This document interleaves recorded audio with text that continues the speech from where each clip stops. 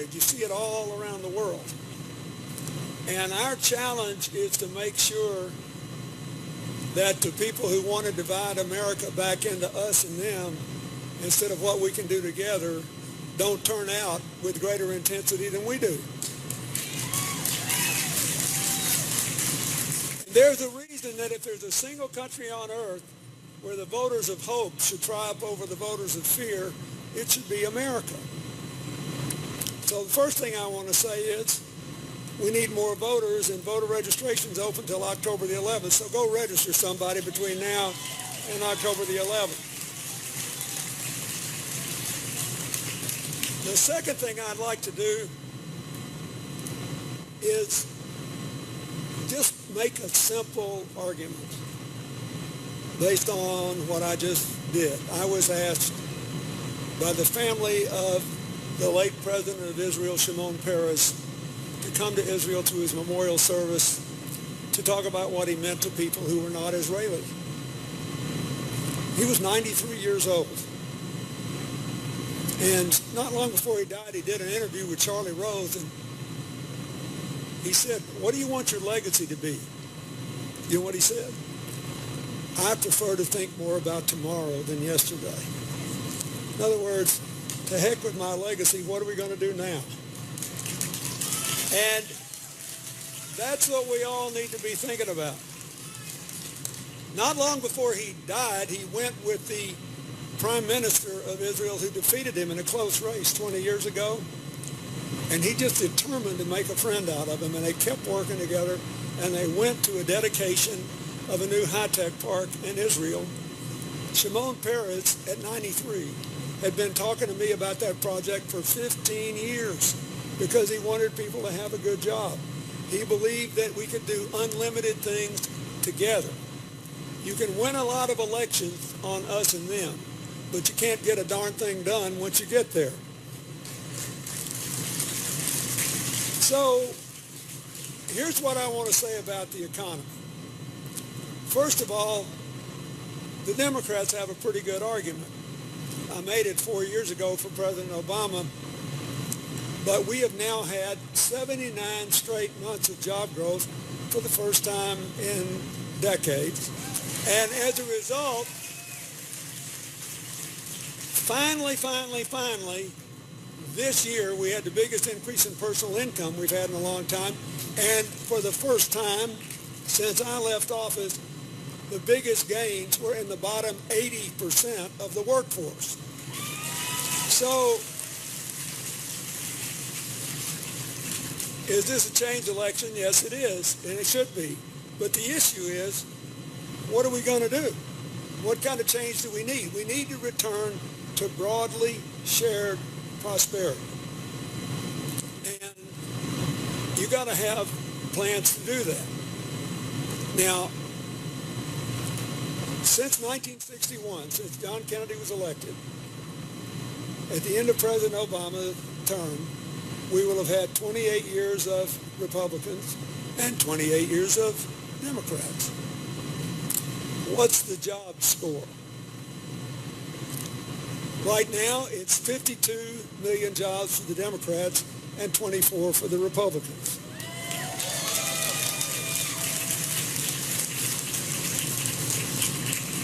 So we can go back to trickle-down economics if we're mad enough. Oh boy, I want to see somebody slap those immigrants around. I want to see somebody badmouth someone else. I want to vote for somebody that never paid taxes so he didn't waste a nickel of it. I'm so mad. Look, I'm not minimizing the mad. But this election depends on the scales that we all wake up with every day. You know, every day, don't we? We wake up with scales inside. We feel a little better, we feel a little worse. We feel a little more hopeful, we feel a little more worried. So, do we want anger or answers? Do we want resentment or empowerment? And do we want to reach the world with walls or bridges? That's it. That's the whole thing. So, look at where we are. Here's how this will affect you. your family, your community, your life. For all of our problems, we're outperforming any other big, older economy in the world. None of these other countries have had 79 months of constant job growth. So for all of our disappointments, you've got to compare us to the competition in the world economy. President Obama, 10 years from now, people look back and say, it's amazing. They did everything in Congress they could not to cooperate with him, and he still produced good results for the American people in the world. Having lost it, I can tell you, youth matters. It matters. It's a big deal. Second, we have the best system of education and training in the world. We just got to make college affordable, the debt repayable, and we have to redignify skills training and reward people who invest in people who don't need 4 years education, college education. Thirdly, we have the best science and technology base in the world, and that's generating a world of jobs. And we should be doing more. Fourthly, we rank first or second in the world in the ability to generate electricity from the sun, the wind, and other clean resources, which will make, this is unbelievable, but power will be cheap as dirt within 10 years. And materials and transportation will have more to do with manufacturing costs than labor. So we can get any kind of manufacturing job in the world back to America if we really work on it because of our advantages. Nobody can claim these advantages but us. And shame on us if we don't take advantage of it. But you got to get the answers, not the anger. You got to empower everybody to be part of this economy, not just let them go off with their resentments, no matter how legitimate they are. And we can't do us and them. We got to do bridges, not walls. That's a simple thing. So, the good news is there are clear, achievable, affordable responses to the challenges we face. We need more jobs, higher income, and more upward mobility.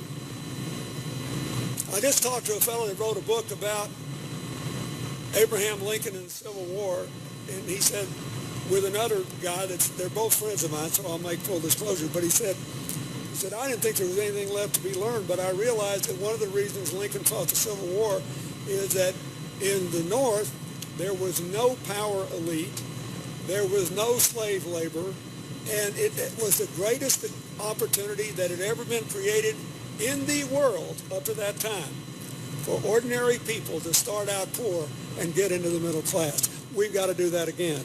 We've got to make a middle-class life available to all Americans.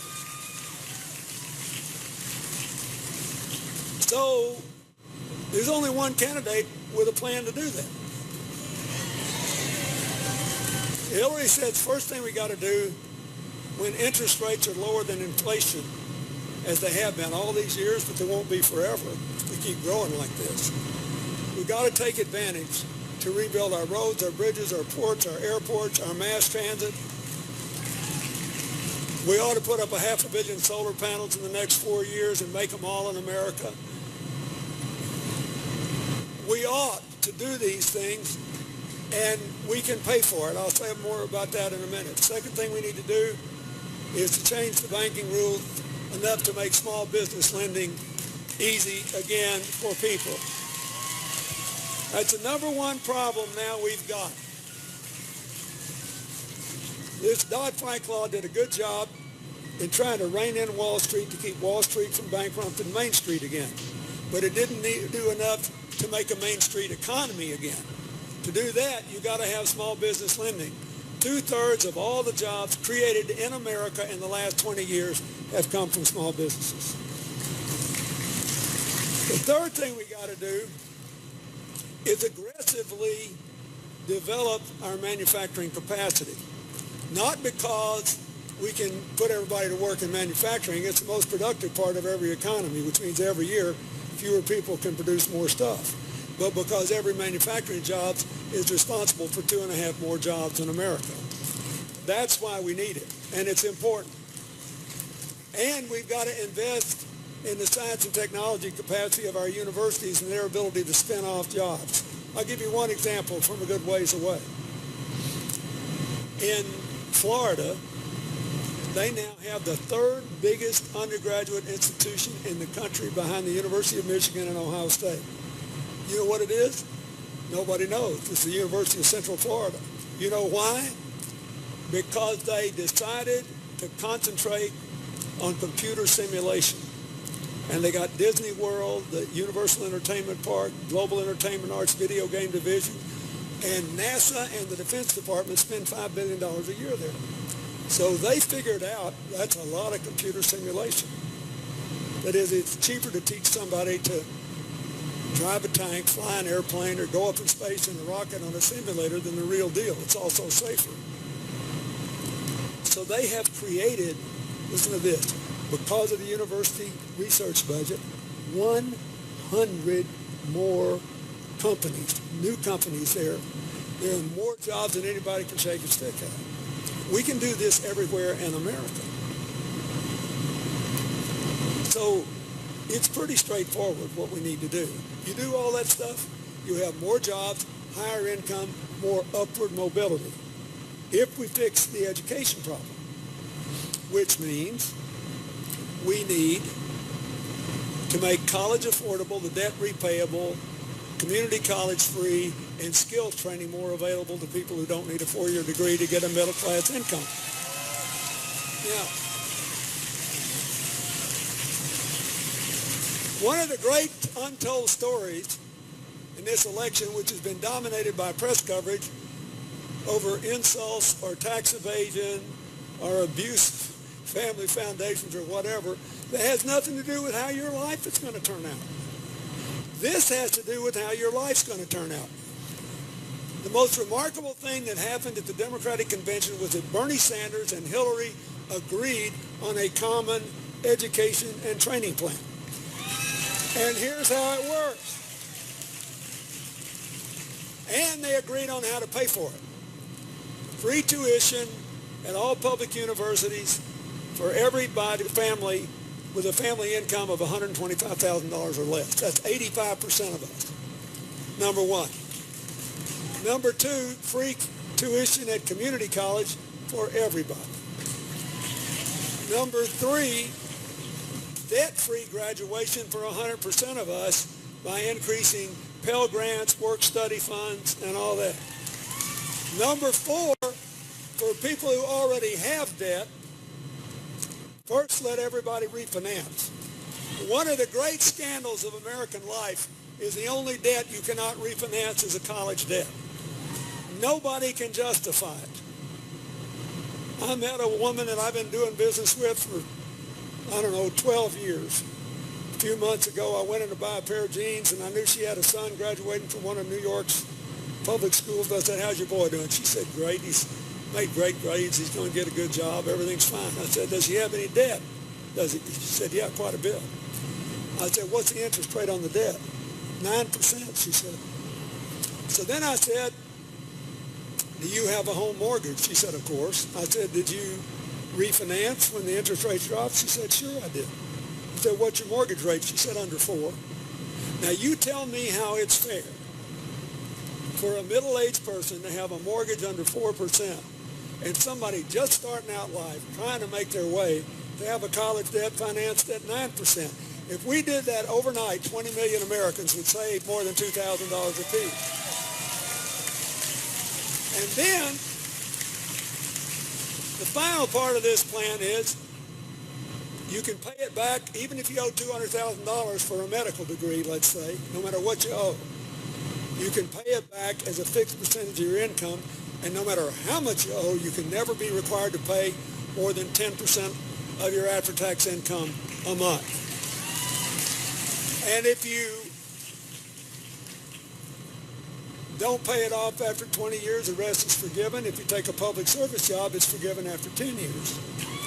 And this is the final thing.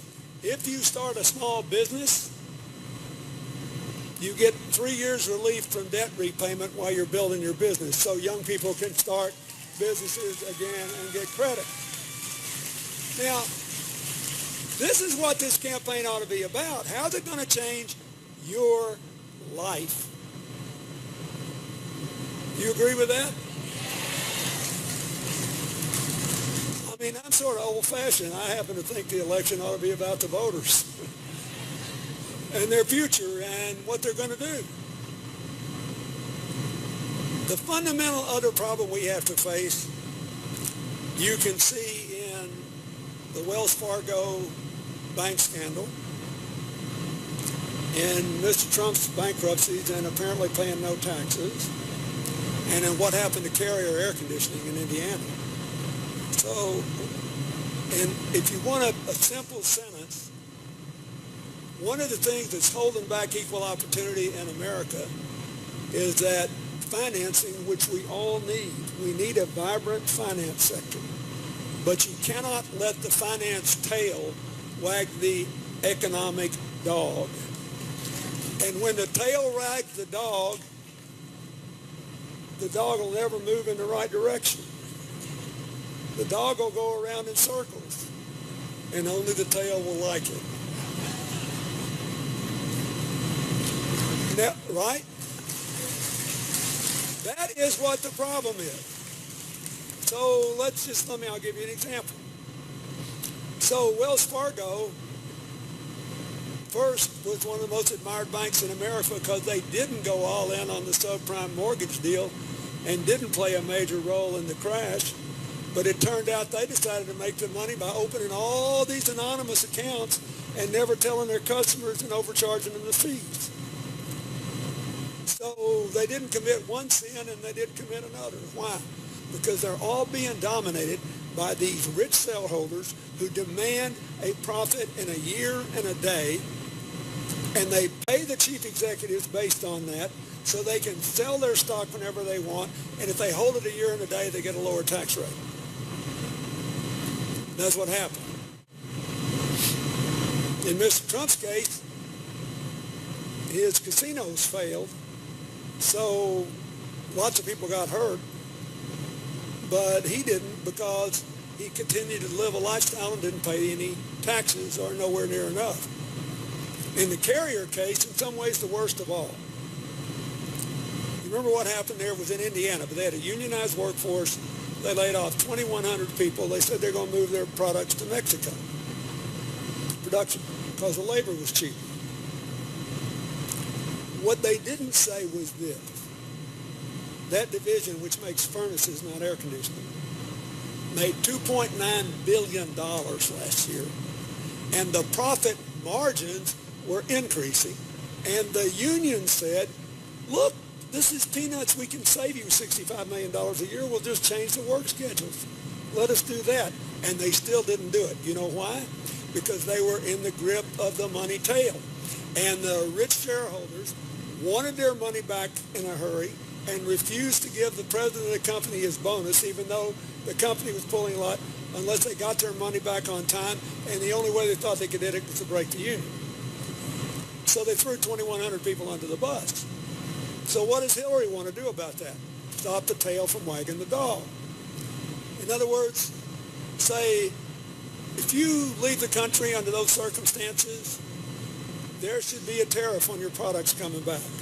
If you leave the country under those circumstances, you should have to pay back anything you got from the federal, state, and local governments.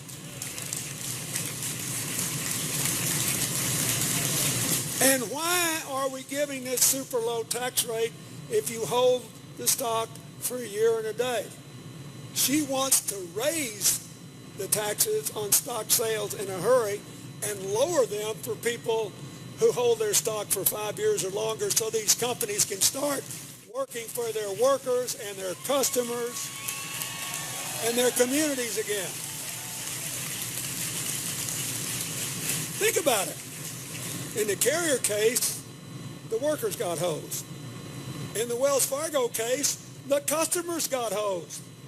Everybody gets hosed but the money tail. That is what is holding this country back.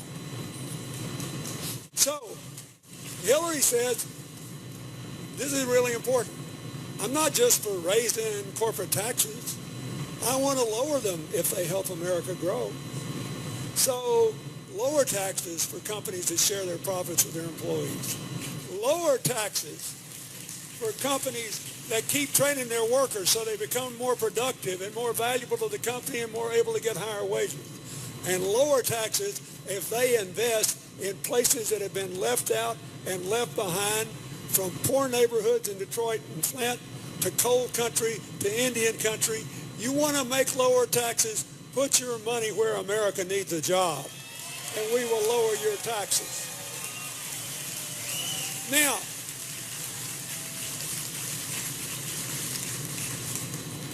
I think that's a pretty good idea. And I know it'll work because we did a smaller version of that before I left office. It's called the New Markets Tax Credit. Hillary proposes to expand it and make it easier to access, but just in the decade that ended in 2013, it applied to areas with unemployment rates well above the national average and incomes well below the national average. We created almost 1 million jobs in 1,000 sites. Every corporation that did that, every business got lower taxes because they put America to work. And that's what we need. Put America to work. Now, the other thing we got to do if we want to do this is break out of this us and them mentality. We need criminal justice reform in this country. It's wrong. I don't care what your race is. How would you feel if you were terrified to have your son go out after sunset? And I don't care what your race is. How would you feel if there were no police in your neighborhood if you had a crime problem? Right? So we need the police and we need the reform. And she's the only candidate that's offered a detailed plan for that. Hillary met with a bunch of police chiefs not very long ago. And it was a multiracial, interesting array of them. You know what they asked her for? They said, everybody should wear body cameras. We should all be trained. But we need mental health in our community because we don't want these kids to die. So she did that. This is really important. It's crazy to keep young people committed to nonviolent offenses in prison so long and then let them out without any job training, any ability to get a job, dramatically or vote, and increase the chances they'll go back to jail. She wants to fix that. This is important. She wants immigration reform for the same reason the Republicans used to. Ronald Reagan and George W. Bush were in favor of giving people who'd worked here a long time, were totally law-abiding, had their kids in our schools, were paying taxes, a path to citizenship. Never letting anybody get ahead of those who waited in line, but not dividing the country over something that would be an economic disaster. If you tried to send 11.5 million people home tomorrow, and most of them were working, paying taxes, and contributing to their community, first it would cost $100 billion, and second it would cause a recession. So nobody is talking about legitimizing criminal behavior and all those things Mr. Trump talks about. We're talking about the way the world works. I got a little deli that I go to. It's my own focus group. It's less than a mile from my house. It's run by a German-American, and all of his employees, nearly as I can determine, are Polish-Americans and people from the Dominican Republic and Ecuador. And they're all there working together. All they want to know is, what can we do to get incomes up and more jobs? But they don't want to fight with each other. We're fortunate. We have a low unemployment rate, about 4% in our county. Most of the anti-immigration feeling in America is in places that don't have a lot of immigrants. We got to quit fighting over this and say, look, this is not about law-abiding and non-law-abiding. This is about trying to normalize relations in America so we can get it on with taking advantage of having the youngest, most diverse workforce in the world and put America back to work and restore upward mobility. We can do this now.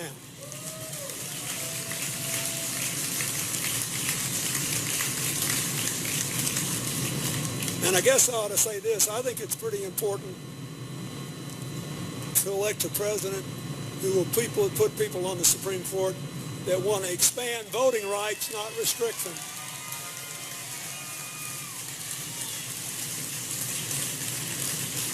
I think it's important to put people on the Supreme Court who don't much like that Citizens United decision and don't think corporations are people. This is really important. I noticed one of the things that her opponent contributed to as a charity was the Citizens United PAC. You really think that's going to change your life for the better? So here's what I want you to think about. Spend the next 30-something days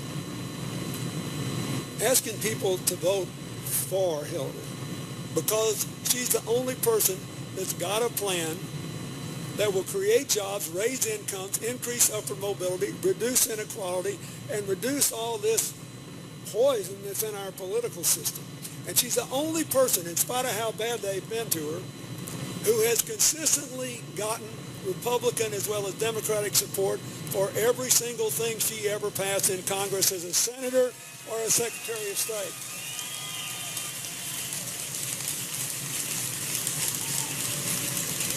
She's kind of like Shimon Peres was. It doesn't matter what you say about her. She knows it's all politics. She leaves the door open. If you're in it for the American people instead of yourself, it doesn't matter what they call you. If you need their vote, you leave the door open. And you just keep working. Now look, this is what I think politics is about. We are in a position to have a 21st century version of shared prosperity for the first time since the 1990s, which was the first time since the 1960s that we were all growing together. People ask me all the time, what are you proudest of? And I said, I'm proudest of the fact that for the first time in 50 years, in percentage terms, the incomes of the bottom 20% went up more than the incomes of the top 20%. And we all grew together. We've tried trickle-down economics 3 times now. It actually did work for a little while under President Reagan. It was unequal, but it worked because we never had been on a sugar high before. It was the first time we had ever run massive deficits in peacetime in a normal economy. But it couldn't be sustained. You've got to invest and grow this economy with the goal of making sure the finance tail doesn't wag the economic dog. That you invest in small businesses, that you invest in our economic future in terms of education and training and the things we know will create jobs. But I'm telling you, I've done this now for half my life, working on helping people make a living at home and around the world. I got up every day for 8 years when I was president and thought about how what I would do would affect you. We learned a lot about trade. We learned, and she's talked about, for example, when you make a trade deal, first of all, if you don't enforce it, you shouldn't make it. We had more enforcement. That's why we still kept gaining manufacturing jobs. Secondly, there are always going to be things outside the trade deal you've got to be willing to act against, especially currency manipulation and barriers besides tariffs. I remember once a guy I was negotiating, trying to make a deal with, looked at me with a straight face and said, we can't let you sell skis in our country because we think they're 2 inches too wide. And I realized that this is not like it seems. The third thing is you can't let people do what Carrier did unless you're willing to move against them. If somebody is losing money in America, but they've been a good citizen and they have to go someplace to make a living, we should wish them well. But if they're making money in America and they're packing up and leaving us behind because they want to break a union or give their richest shareholders more money quicker, we should say, no, we're going to take the gains away from you if you do that. That is Hillary's position. So,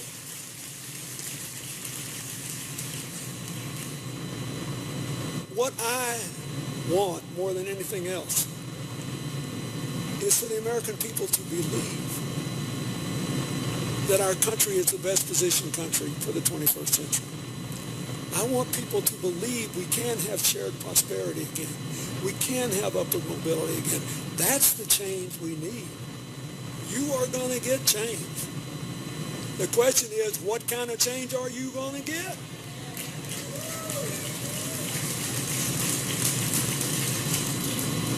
So I ask you to go out and talk about this. The last thing I want to say is this. When I was asked to speak at the Democratic Convention this year, I decided just to tell you the story of the Hillary I knew. Because it's inconceivable that a person who started her life out trying to help children and families when she could have had a big fancy job and had spent her entire life trying to help other people live their lives better. But someone who would take on in this campaign the cause of the mothers of the movement and call for sensible background checks on guns. And I know it's controversial in Michigan, but it's not controversial any place on earth except America. Because people's lives have been filled with all these dishonest claims. Oh, the Democrats, they're coming for your guns. They're coming for your guns. They said that about me. And we banned assault weapons. We had a limit on ammunition clips. And let me say this. Nobody in Michigan missed a day in the deer woods, failed to be able to show up at a sports shooting contest, or was unable to protect their families in their own home. It is a bunch of bull. We need to grow up and do what we need to do.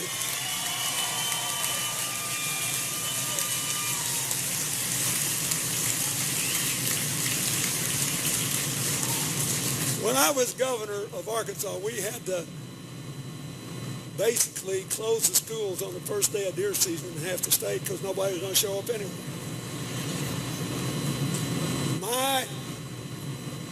Talking about the power of culture, my chief financial officer, the number one officer in state government, was an African-American guy who wanted to play professional baseball and got hurt.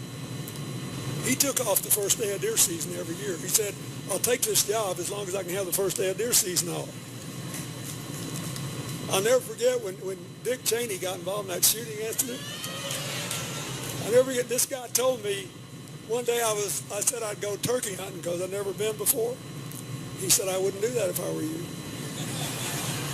I said, are you kidding? You hunt everything that walks. He said, not turkey. I said, why?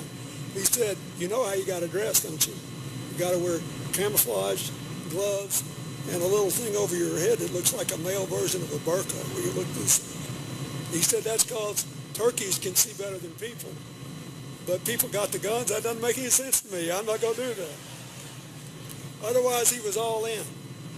In other words, Hillary doesn't want anybody's gun. She just doesn't want anybody to get killed by somebody who shouldn't have a gun in the first place.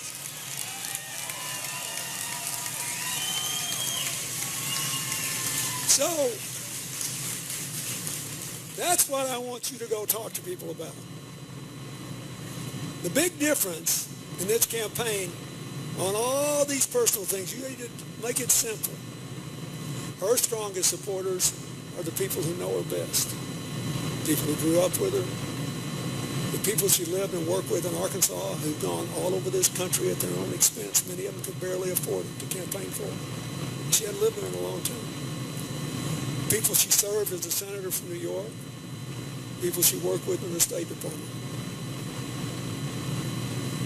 Followed by people who've had business dealings with her opponent. They're her second strongest groups of her supporters. I never thought I'd see all these Republicans who spent their lives defending this country and national security. A huge number of them said they couldn't vote for him. Several of them have endorsed her. USA Today had never before issued an endorsement in a newspaper. They endorsed it. The Arizona Republic has been a newspaper since 1890. They just endorsed their first Democrat. The Cincinnati, Ohio player, the Inquirer, has not endorsed a Democrat since Woodrow Wilson in 1916. They just endorsed it. The Dallas Morning News has not endorsed a Democrat since the World War II, when they said, we probably shouldn't change presidents in the middle of World War II. They just endorsed it. There's a reason for this. So let people make up their own mind about her opponent. I want you to go out there and tell people why you ought to vote for her, why it will change our lives for the better. We can have broadly shared prosperity. We can have upward mobility. We can have a decent retirement. We can recreate a strong middle class and give poor people a chance to work their way into it. And we can do it in a country that is safer and more united, where every kid's got a chance to go to college or find a decent job with proper training. That's what we've got to do. This is not rocket science. It is achievable, and we are so close. We are so close. All you got to do is go out and make sure we claim the promise of this new century.